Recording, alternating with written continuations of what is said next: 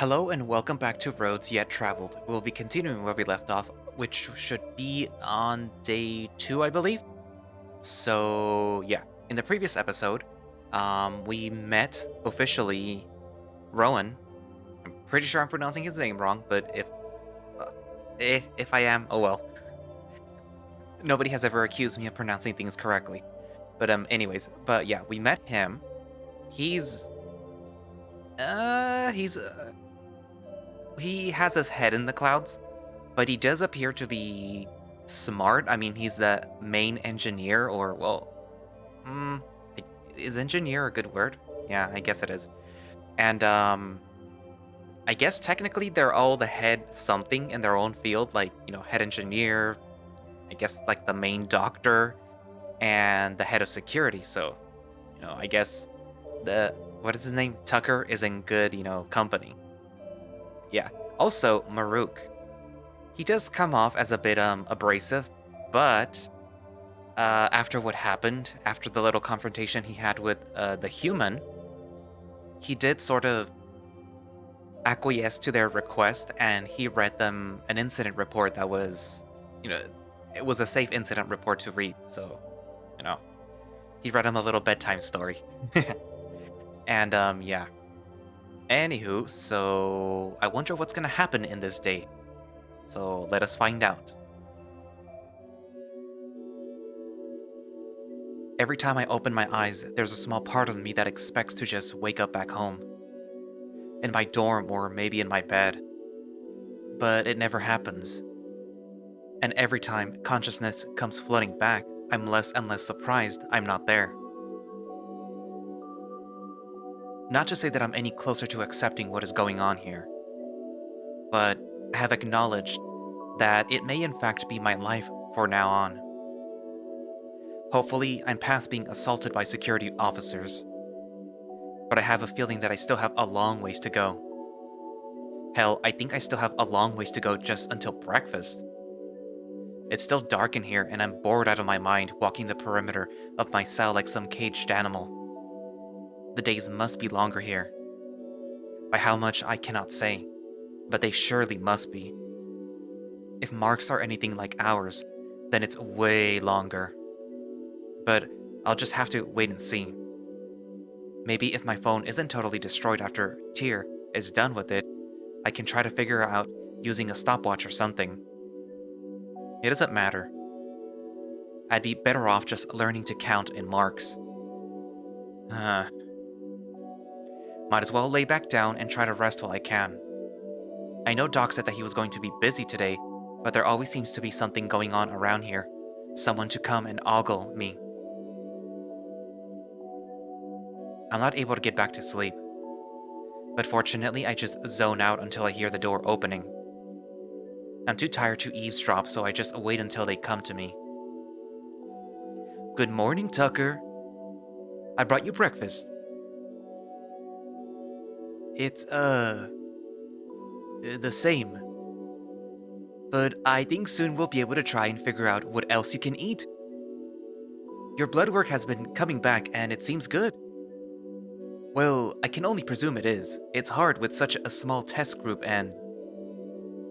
He notices I'm just staring at my breakfast. Sorry, right. I have a tendency to just ramble a bit. Now, before you eat, I will appreciate if we could take another blood sample. It would really help me out. I wasn't really expecting to give blood again so soon already. Especially not this early in the morning. But I suppose I am lucky they haven't forced it out of me or something worse. Seeing no harm in it, besides the needle, I just hobble over to the doc and present my arm.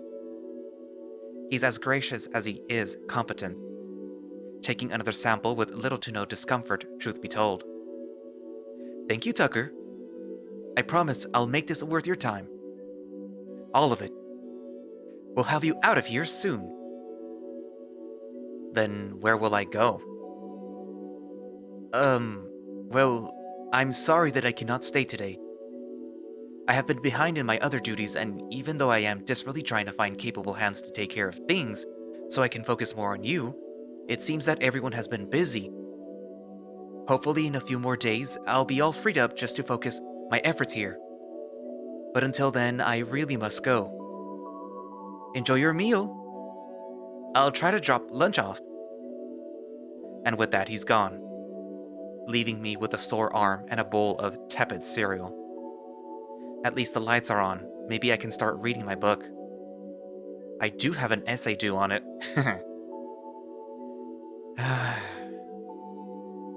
Not going to bother writing that one. Sorry, Teach. With my morning sarcasm out of the way, and since it seems like Maruk isn't in the mood to talk, I decide to lay back down and read. Robinson Crusoe, huh? Well, let's see what this is about. Damn, this book is, dated. Fuck. Why did I have to be trapped with something like this? Might as well finish it. Got nothing better to do. It's fine, I guess. I wish it wasn't so pertinent to things right now, though. In some ways, at least. Looking around, I realize that I have no idea how much time has passed. It's really disorientating being stuck in here without a clock of any kind. I'm still not motivated to go bother Maruk again. I really don't know where we stand after yesterday. I'm going to assume poorly and give him some space. Surely I packed another book to read. Anything? Scouring through my meager belongings proves fruitless, as I cannot will anything new into being. Seeing the writing on the wall, I decide to give Crusoe another shot. Even though I just finished it. I'm going to lose it in here. Halfway through my reread, I'm interrupted by the sound of the door opening, which is truly a godsend, as I could use a break. I sit up and just face the wall. I realize how silly this must be for them. If I'm looking the wrong way, I look like a fool. Or they could not even be looking at me. Then what? I'm just staring at a wall for no reason. Fortunately, the wall comes down and I'm met with an unexpected face. The maintenance dog is standing there. I just blink a few times and wave. Kinda figured it would be Maruk or the chief, but not this poor guy. What was his name again? Rhoun? Rhoun? Rhoun? Yeah, that sounds about right.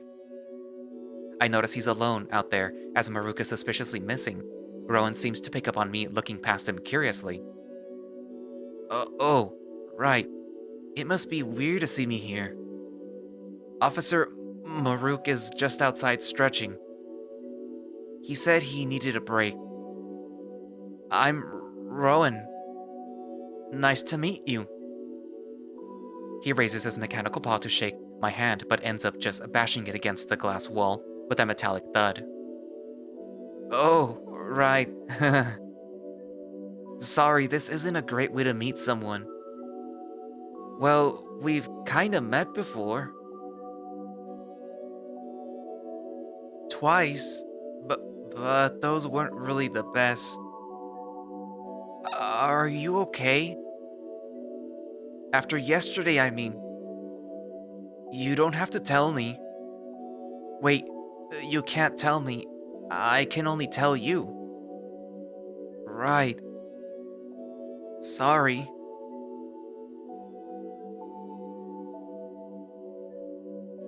Wow, this guy is really just like this, huh? Almost as airheaded as I am. Maybe more, actually, all things considered. Which is quite the feat. He seems nice, though. I should try to spark a conversation. Somehow. Oh. I think Doc left me with a whiteboard. That could work. Here, Rhoun, let's try this. Got any more questions? No, you don't understand. I can't understand you. I just stare at him before pointing to the whiteboard. Oh. Oh, right. Drawing. Can you draw me an engine? Maybe a surge breaker? Oh, I know. A fuse box.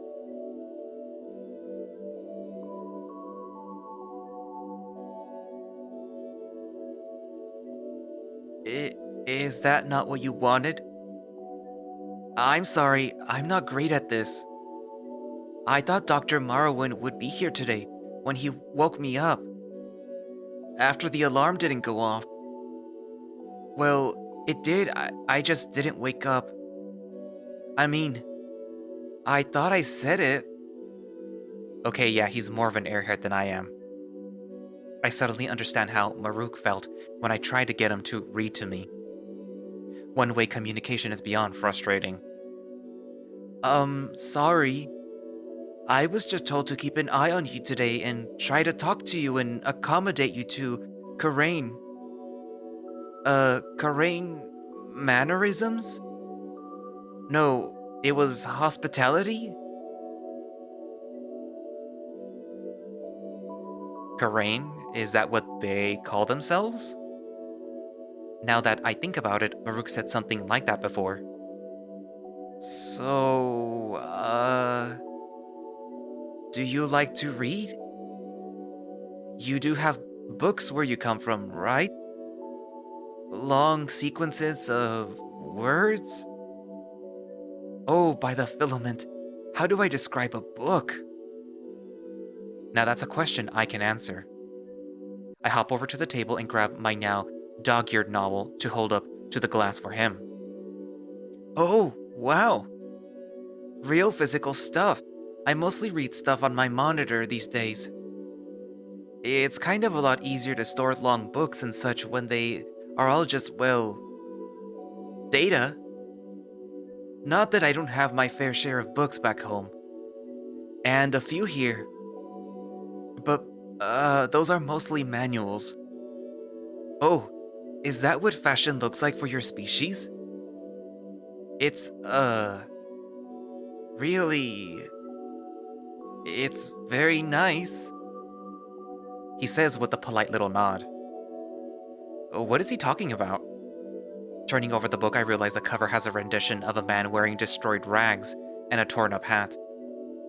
Ah, yes, the finest the human race has to offer in terms of fashion. I just shake my head and no, and stifle a small laugh. This new dog, Karain, is really something else. Much less of a professional facade. I guess he isn't as high-ranking as the others I've met. Maybe? I think I remember Tyr saying that he is the head of maintenance, though. That has to count for something, right? I don't mind it, though. I guess I kinda dragged him into all of this by just bumping into him. Still, it's funny how he addresses me, even as a possibly dangerous alien. I appreciate that he just says what comes to his mind. Well, I guess Maruk does that too. But he's just an ass about it. Better than lying, I guess. Not that I could tell if they were lying. If they told me that I'm in another galaxy flying through space at light speed, I believe them at this point. Beyond the fact that they've told me something like that already. You okay there, bud? Ugh. Sorry. Shit. Now I'm the one zoning out. I just nod and try to refocus on the present. I wonder if I can ask him about some questions. I'm curious about his arm, amongst other things. But that really does stand out.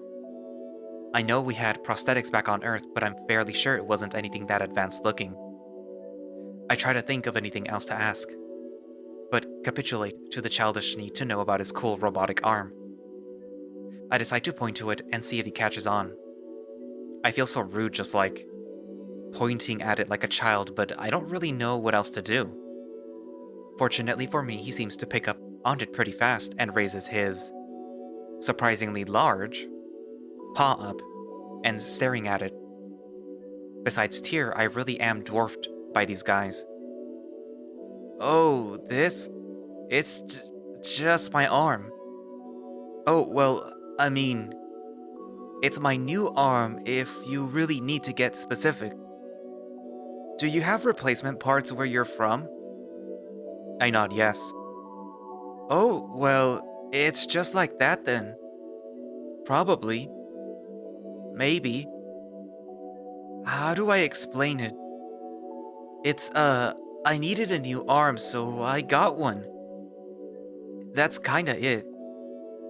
And then I controlled it with my neural. Well, that's not entirely the explanation I was expecting. But I guess he's right. I have seen prosthetics back home. Just never to this level. And wait, what's a neural? I just tilt my head and furrow my brow.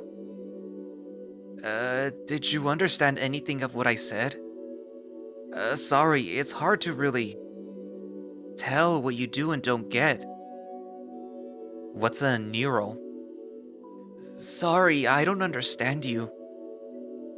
Here, maybe I'll go over it slower. He steps closer to the glass and holds up his arm for me to inspect. I can clearly see now he also seems to have some metal in his chest and maybe even in his neck, under his skin. Damn, seems like that whole portion of him is bionic.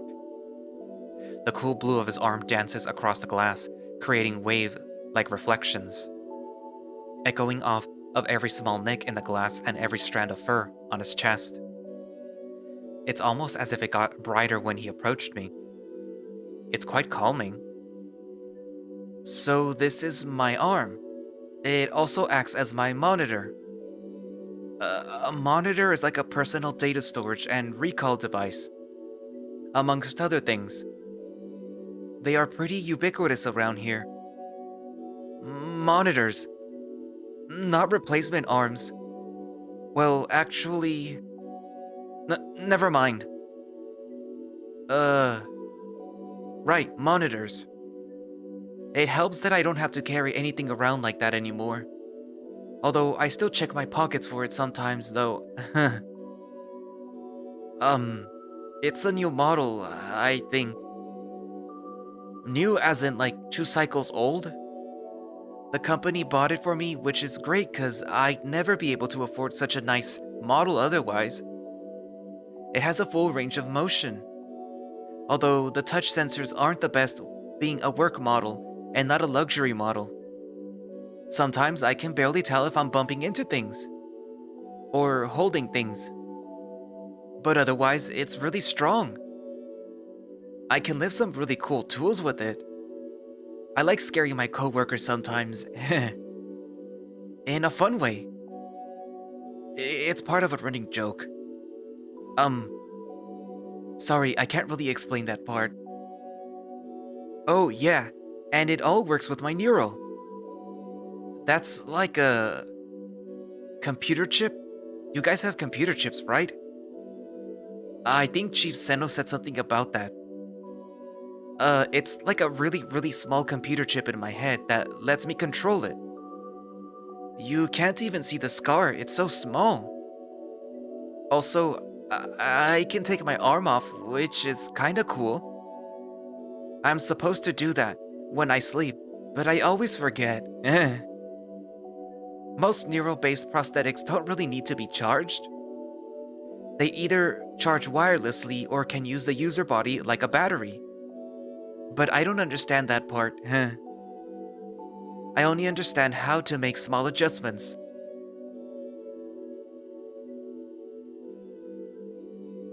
I mean, I haven't made any adjustments to anything.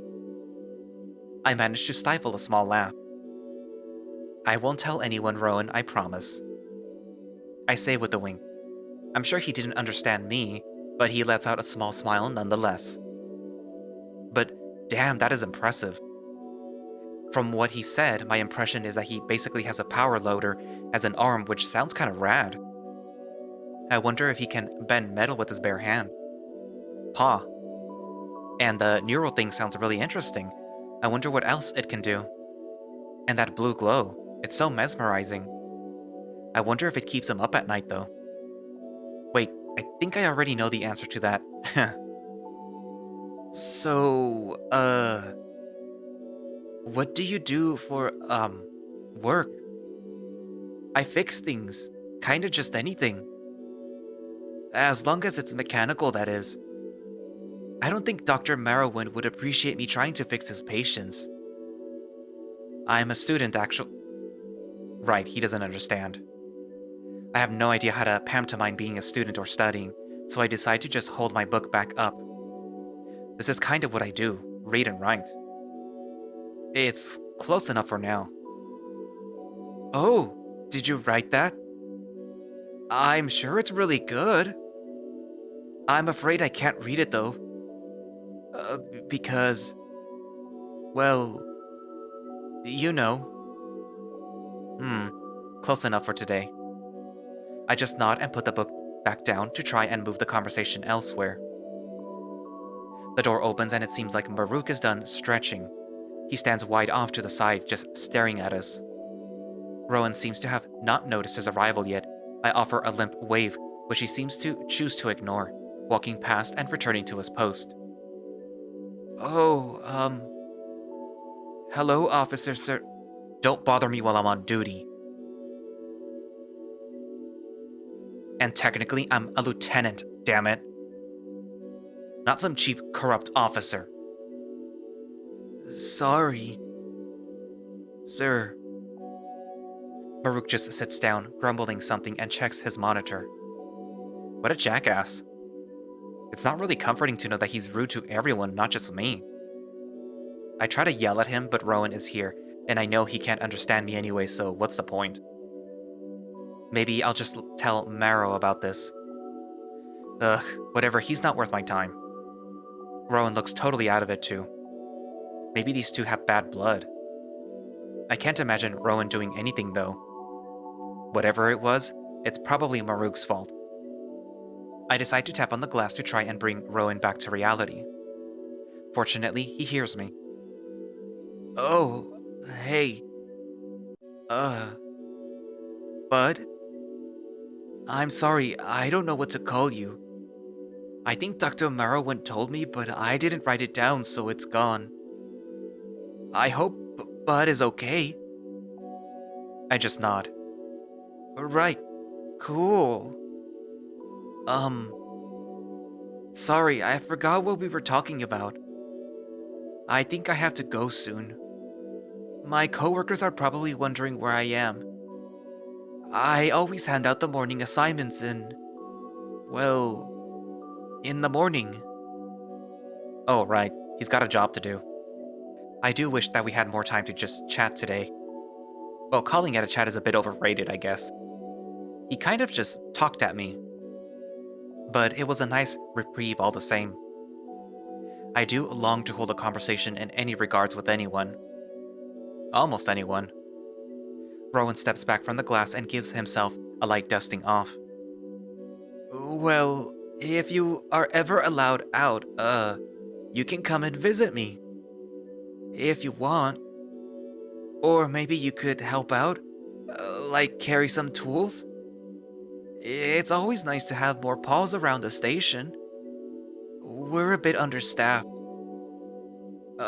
Only if you wanted to. We could also just talk.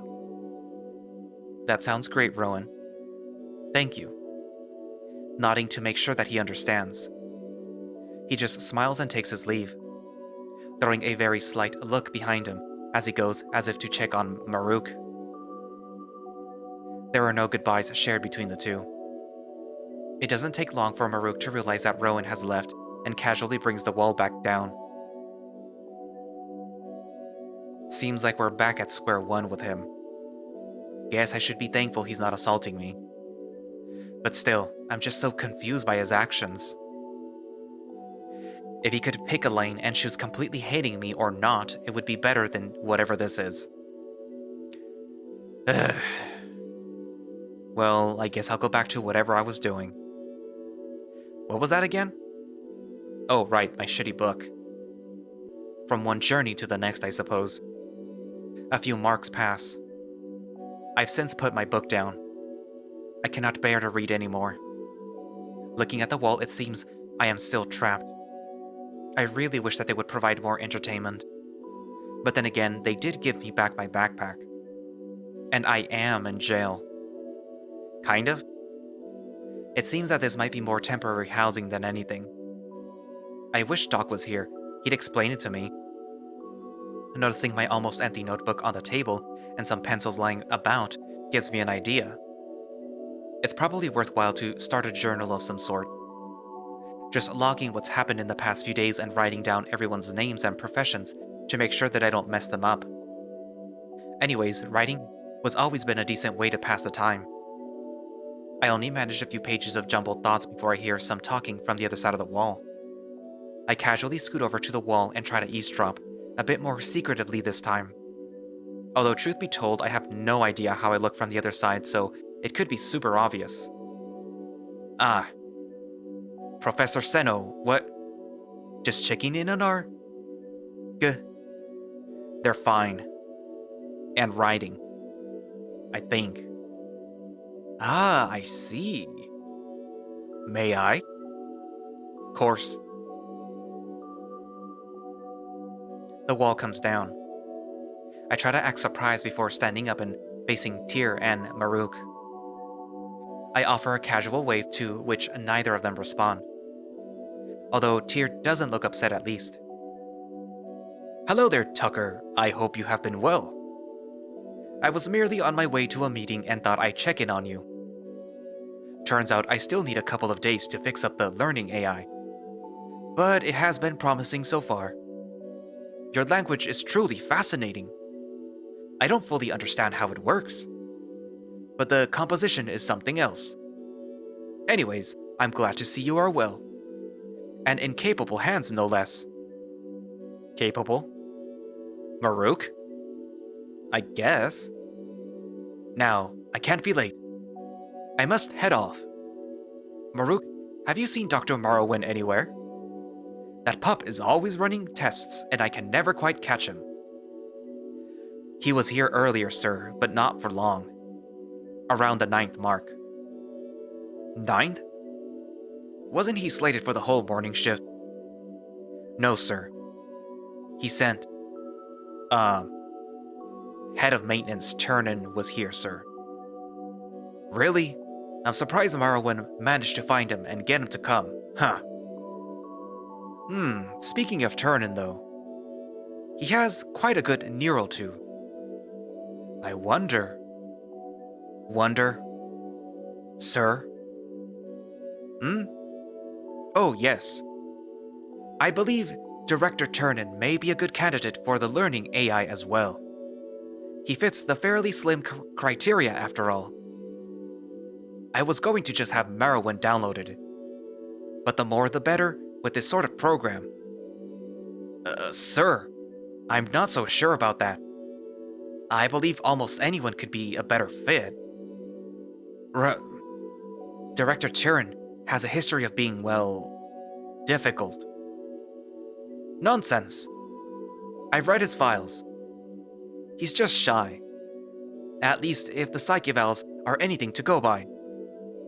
But sir, no buts, Maruk.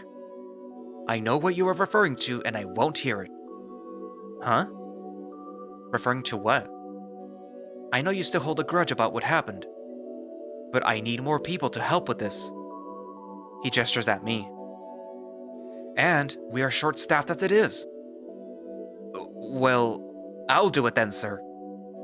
I'll take his place. What are you talking about? You know only Karens with neurals can. Oh. Yeah, see?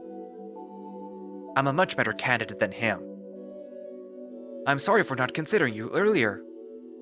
Had I known your dedication to this post, I would have signed you up earlier. Well, no worries, I'll sign you up as well. You mean you'll sign me up instead of Rhoun? No. But sir, Lieutenant Saris. The more people we have with this AI, the faster it will learn. I'm signing you up for the test as well. You and Director Tyrn. Sir, wait, I misspoke. I mean, I'd rather it just be one of us. I know what you meant. I'm simply overruling your decision. He turns to me. Well, looks like you'll have 3 caretakers now. At least until the AI can run its full course and hopefully we can disseminate your method of communication more efficiently. Now I must be off. I'm late as it is. With that, he makes a quick heel turn and heads for the door. A stunned Maruk shakes off his stupor and chases after him.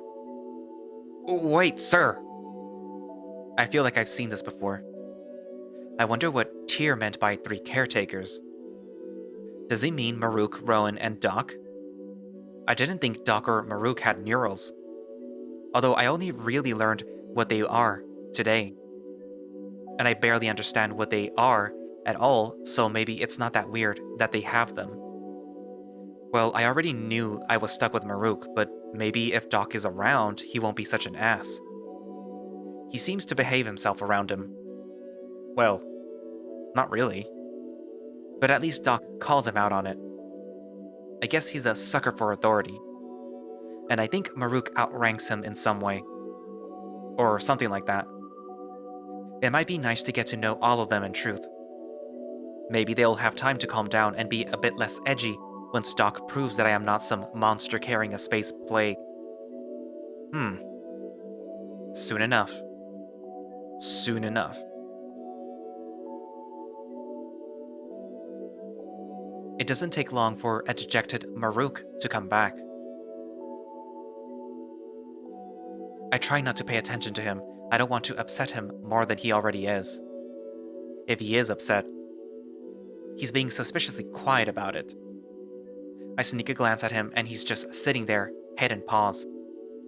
Shit. Now I feel bad. It's not my place to do anything though. He'll be fine. I'm sure any help I would offer would just upset him more. Turning just a bit more towards him turns out to be a mistake, as I'm quickly met with a piercing blue eye. I don't have time to pretend I wasn't looking, as he jumps up, clearing the distance between himself and the wall in a matter of seconds. He rears up as if to lay into me, standing as tall as he can, arms raised, before just letting out a big sigh and turning away. What was that? I instinctively mutter. Are you alright? Before I can stop myself. Wait, no. Don't talk to him. He'll just find some excuse and yell again. He slowly looks at me and I prepare for the worst. But he ends up just looking away down the hall. I know I'm not his preferred assignment, but I can't really change that. He stops himself, pondering his next words while staring at his shoes. I'm gonna go get some chow. Don't go anywhere. And he just walks out. I try to watch him leave, but I can barely see down the hallway as it is. He at least left the wall down so I can see. Well, it's not much, it's just a hallway. This is the first time that I've been alone like this, though. That I know of, at least. I wonder how much longer I'll be here. Alone. Not sure how much of that I can take. I think it's past lunch now, and with no sign of Doc. I'm not super hungry though, although I feel I should be. I've barely eaten anything more than grains the past few days, and I'm sure that's going to bite me in the ass. I really hope he figures out what else I can eat. If not just for my health, at least so that I can have some variety. With nothing else to do, I just lay down and try to get some rest. 7 spheres dance around an orange star. The waves of gravity cast from their stellar shores flow around me, lulling me deeper into a blissful nothingness. The calm of a still void. The sounds of the titans around me echo through my skin. Unheard yet tremendous. And then, I feel eternity staring into the back of my skull, and dare to face it. Looking up, as much as up can be ascertained in a void, brings me face to face with a single point in a sea of darkness. An impossibility that I must stare down and take as an absolute. The loss of stars. How is it so lonely, so insular and yet grand? I reach out to meet my peer, stretching as far as I can. what feels like light years, and I wake up. Ugh, what was that dream? Right. I dozed off after. Right. Setting up too fast, I met with a head rush, but it passes. Fuck. I really need to be eating more, and not just more oatmeal. Something substantial. I shake off my malaise and turn to the wall, which, surprisingly, is still in its window form. Maruk is back from wherever he went. I hope, for both our sake, mostly mine, that he's cooled down.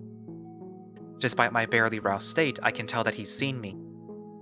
His ears perk up just a bit and his eyes flit to me for but a second.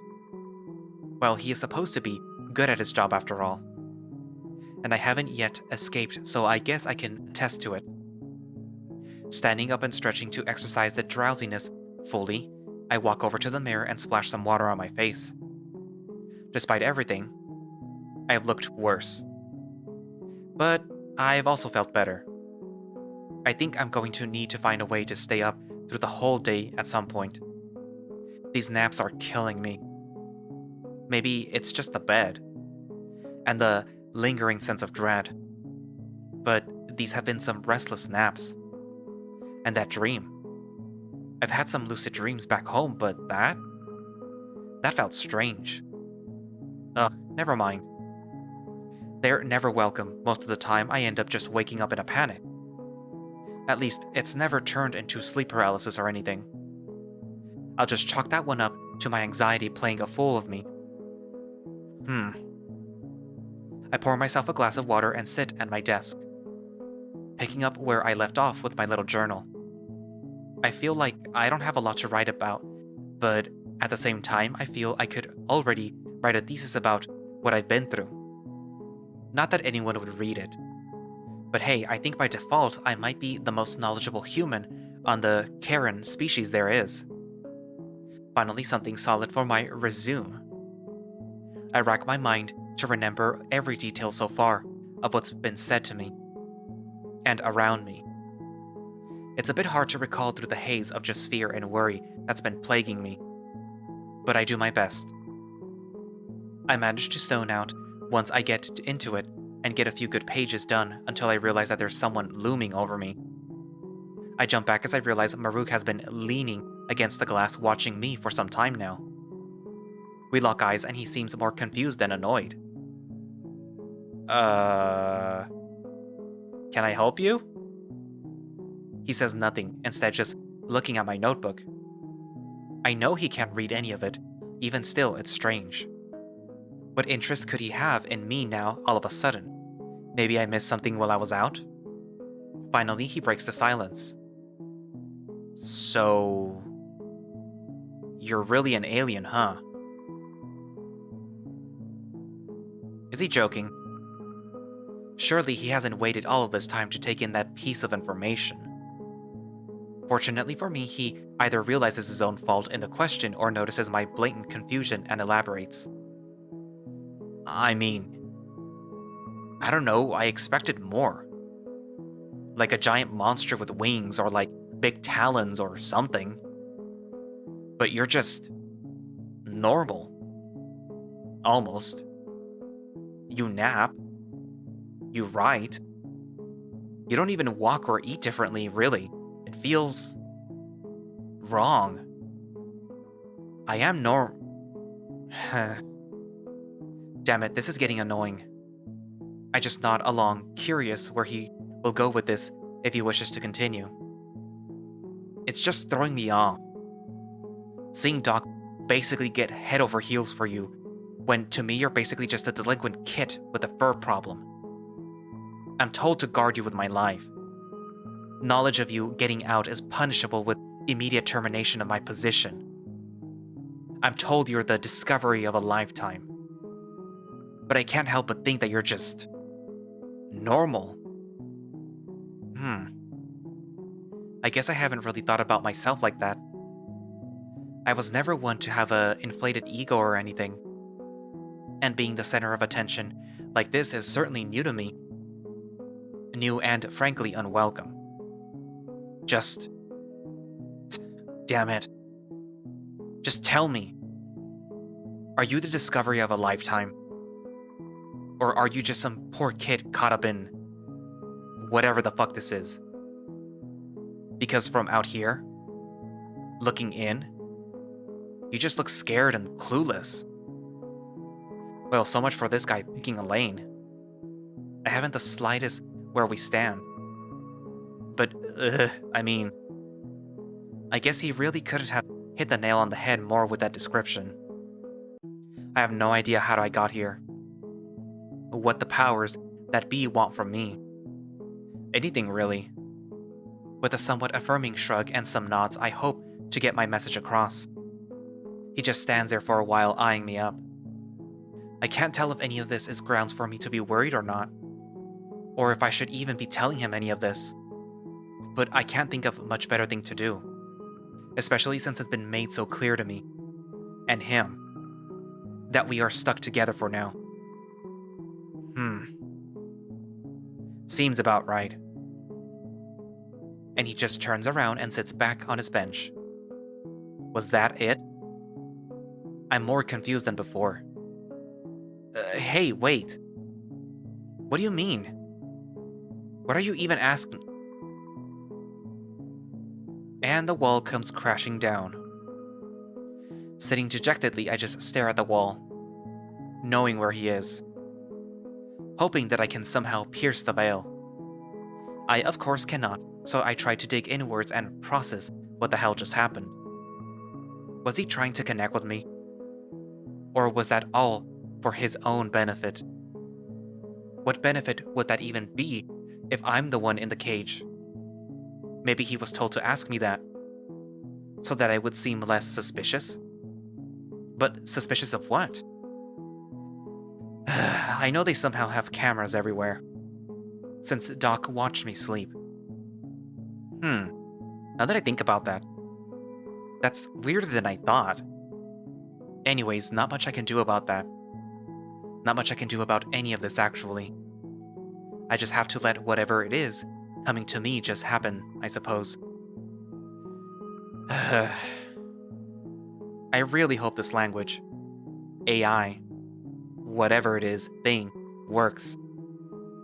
I've got some questions of my own that I'd like to ask. After a few more marks of writing, I can't think of anything else I really have to record. I've caught up on the important stuff. In fact, I've rewritten it twice now. Learning AIs exist, whatever that means. Monitors are basically weird big phones.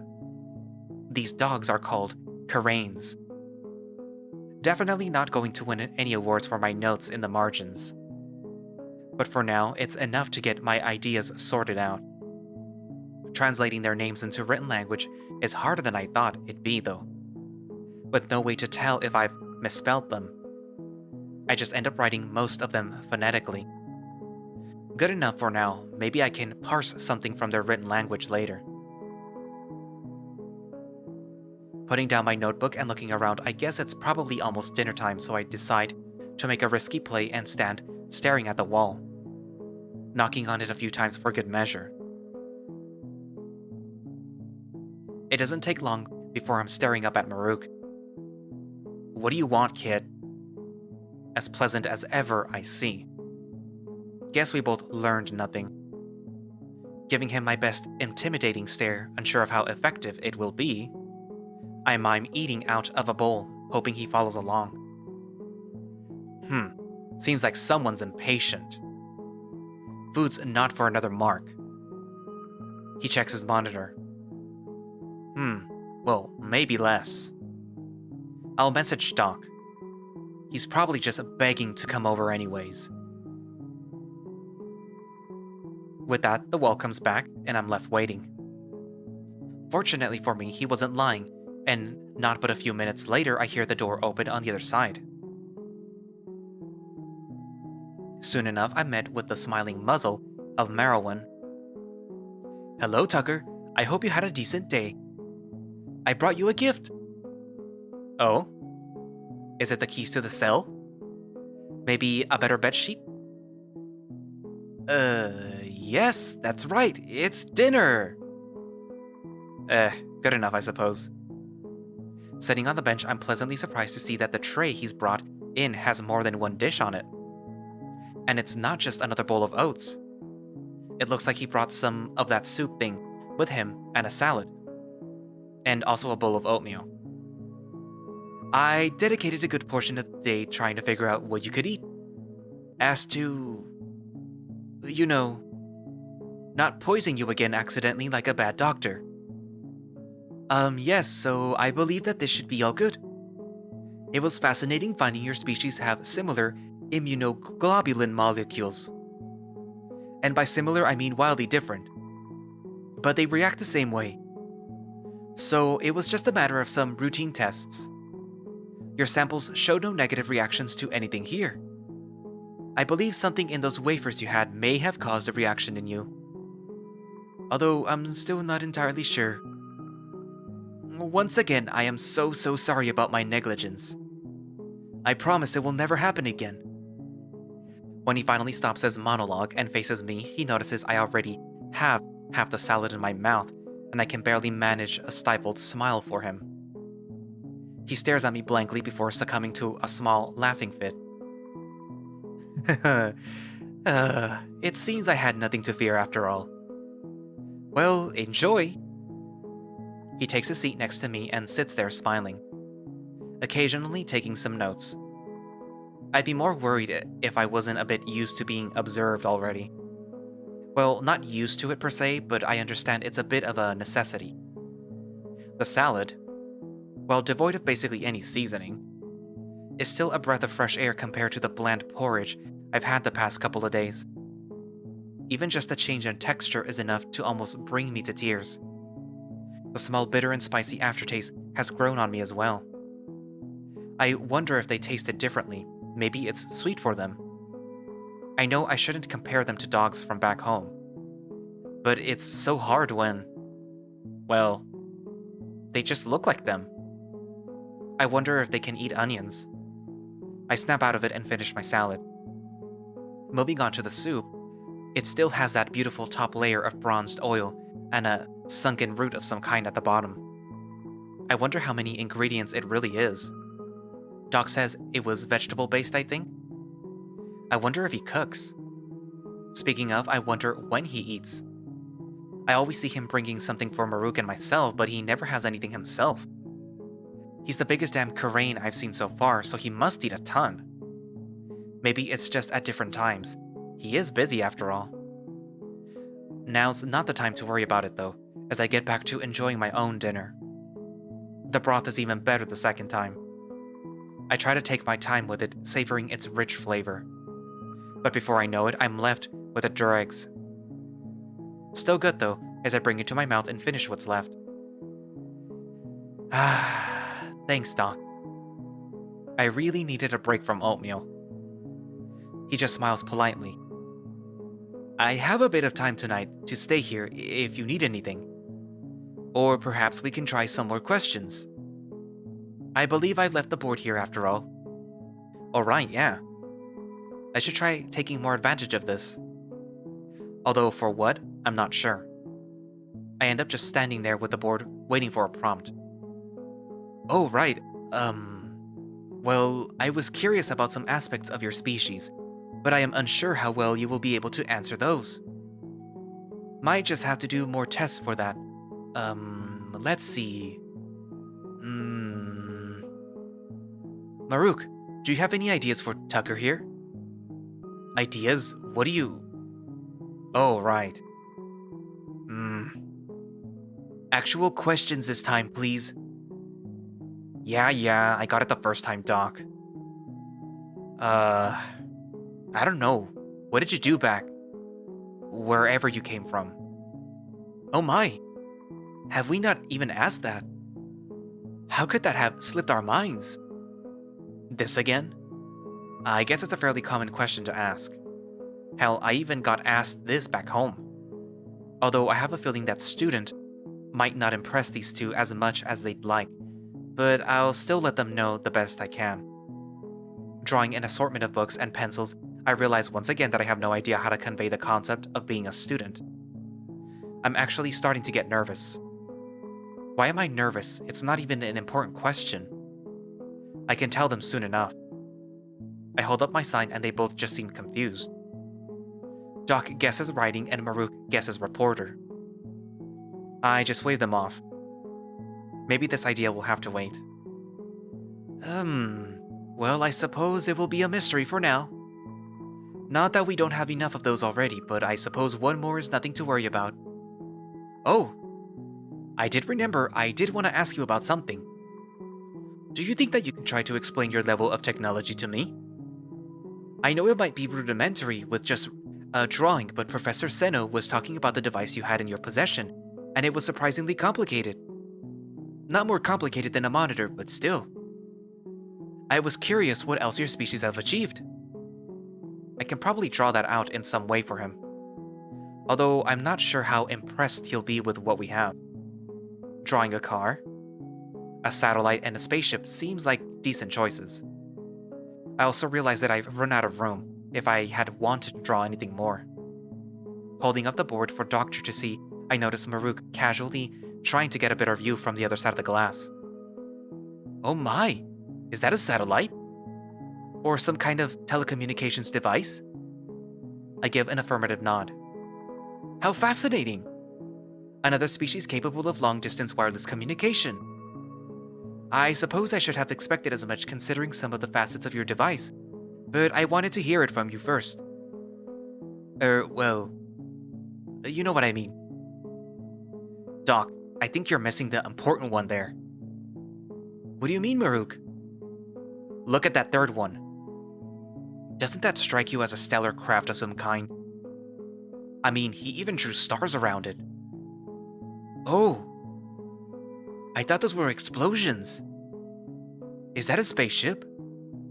Is your species capable of space flight?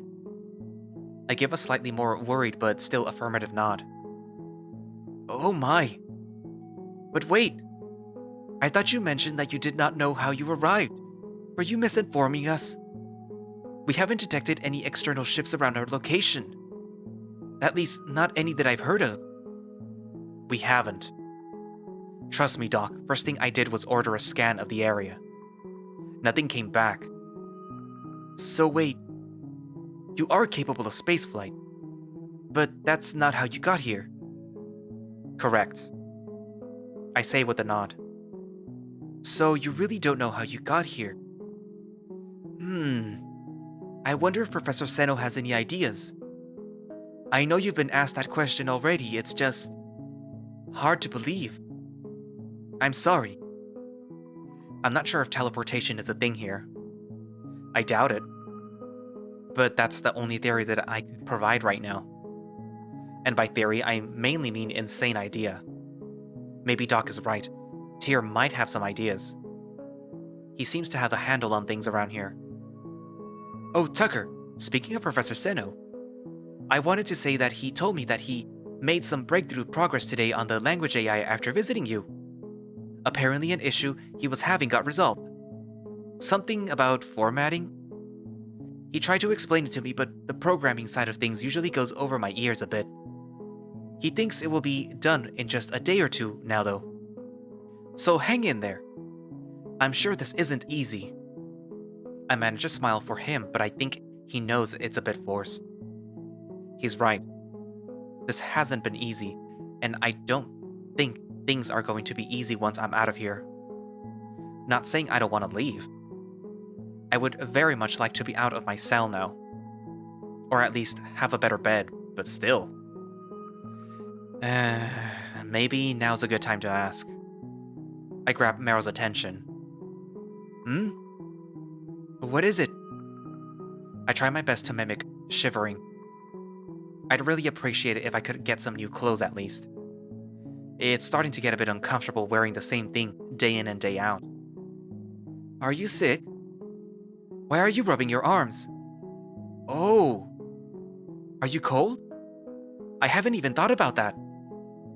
The Lacafurier species probably prefers warmer climates than most carrions. Well, I'll see if I can get the temperature raised here in a bit. Maruk, is that okay?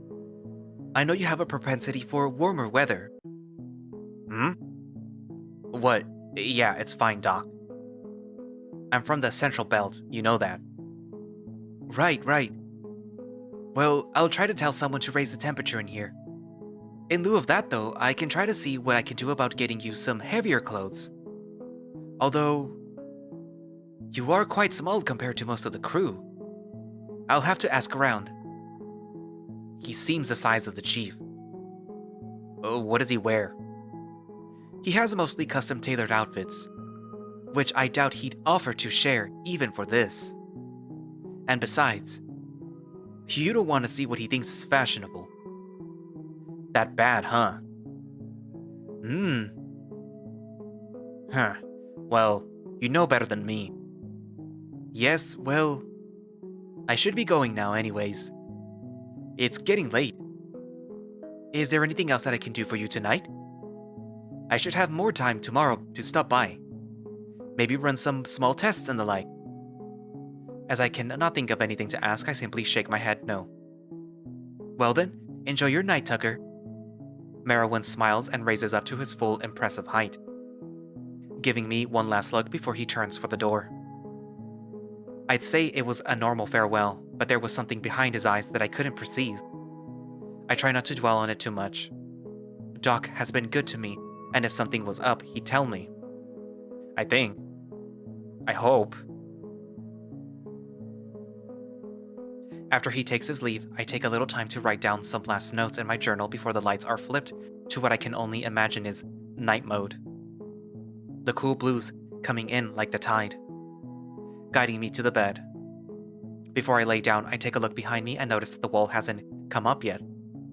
Not that I'm complaining, but it's almost a shock to see Maruk laying on his back with the monitor screen casting a soft scarlet light on his muzzle.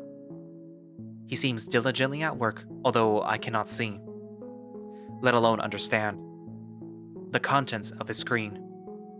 Maybe he just forgot to bring back the partition. Has he just been sleeping on that bench for the past few days? Surely he can go back to his room or quarters or whatever they have here. Is that why he's been so angry? Now that I think about it, I do remember him mentioning something that would imply that he has to stay here. Or someone did at least. Damn. My bed doesn't seem so bad anymore. As it seems I can't do anything for him. And not wanting to disturb him further tonight, I curl up in my bed and try to fall asleep. It's still too cold, but I suppose I did all I could to change that. Maybe in the morning. I hope I don't have any more dreams. This nightmare has been enough. Day 3. And that's where I'm going to leave it for today.